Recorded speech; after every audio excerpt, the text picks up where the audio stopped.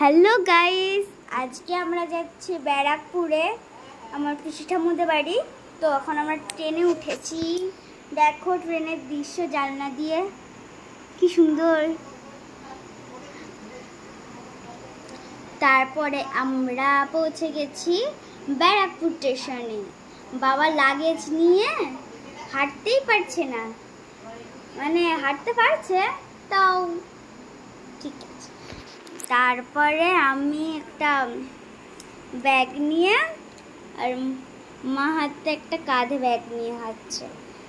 আর এখন আমরা সিঁড়ি দিয়ে উঠছি, 1 নম্বর প্ল্যাটফর্মে যাব। তো এখন আমরা প্ল্যাটফর্মে নামবো। এখন আমরা পৌঁছেছি অটো স্ট্যান্ডে, অটো ধরতে। অনেক গরম বাবা, ওখানে উঠতে গিয়ে কিছুক্ষণ পর ছেড়েছে গাড়ি, তাই জন্যে অত গরম। এখন আমরা মাঝ রাস্তা দিয়ে হাঁটছি, আর 5 মিনিট লাগবে যেতে। আর এখানে আমরা মাখা খাচ্ছি, আর এখানে বাবার লাগেজ বইছে। তো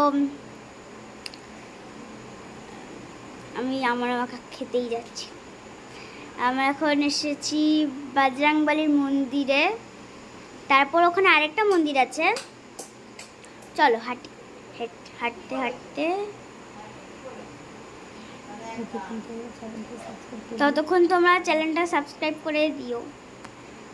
আর একটা বাড়ির পর এই 3 দোতলা বাড়িটা, আর একটা ইসে আসলো মন্দির, আর একটা মসজিদ।